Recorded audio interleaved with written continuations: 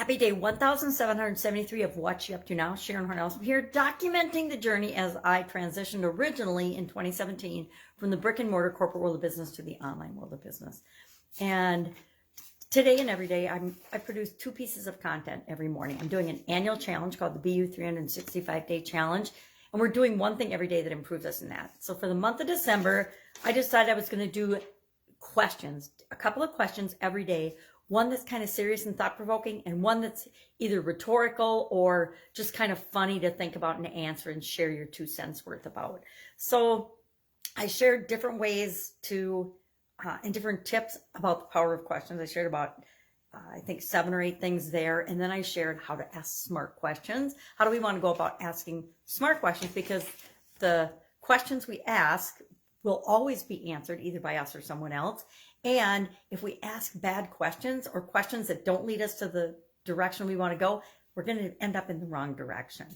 Our idiom for Supersize Your Business, I share an idiom every day for my business clients and my business group. And it's to help us understand words and to communicate and think about what different things mean to different people and how important that is in growing and building and supersizing our business. So today's was ask me no questions and I'll tell you no lies.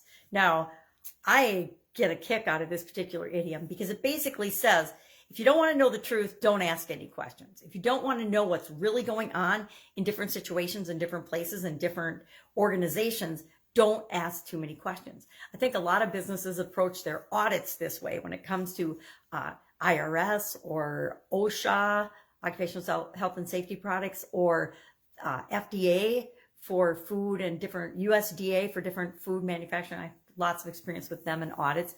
ABA is an American Bakers Association audit. There's literally thousands and thousands of different type of audits.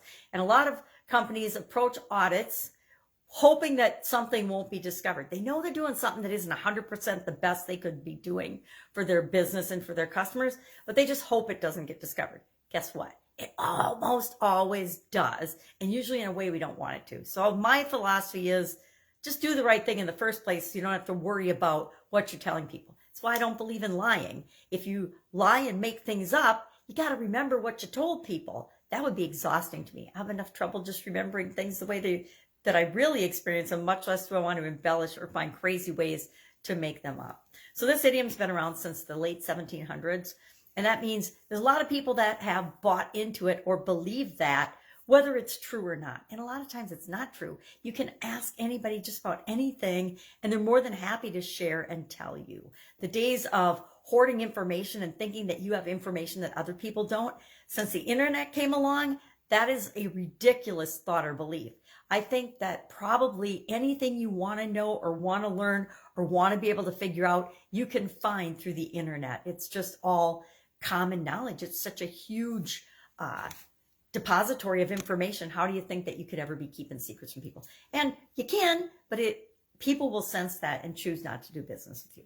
So interesting, fun idiom today. I don't think we've ever talked about this one. We might have, but I doubt it because I had too much fun looking into it and thinking of examples of why you would never want to do that for your business. You have to be authentic and real if you want people to be authentic and real with you. And that's how I want to do business, because it's all about making the world a better place.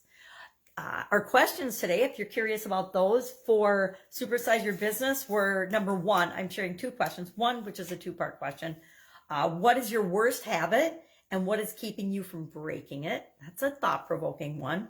It makes us take a couple of minutes and say, what's my worst habit? So I'm probably going to answer that one for sure. Or number 2, if life is unfair to everyone, does that mean life is actually fair? That's kind of a thought-provoking thing too. If life, and I think life, my dad always said life is unfair. He taught my sisters and I that so that we wouldn't have expectations that we were entitled to things that we didn't work for.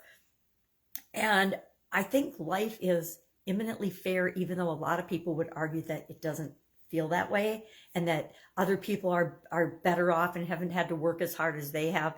It only happens when we're comparing ourselves to other people, right? So maybe we shouldn't do that. And I think that we get out of life what we put into it, just like everything else. And that is actually really, really fair. So I'll probably answer that question too.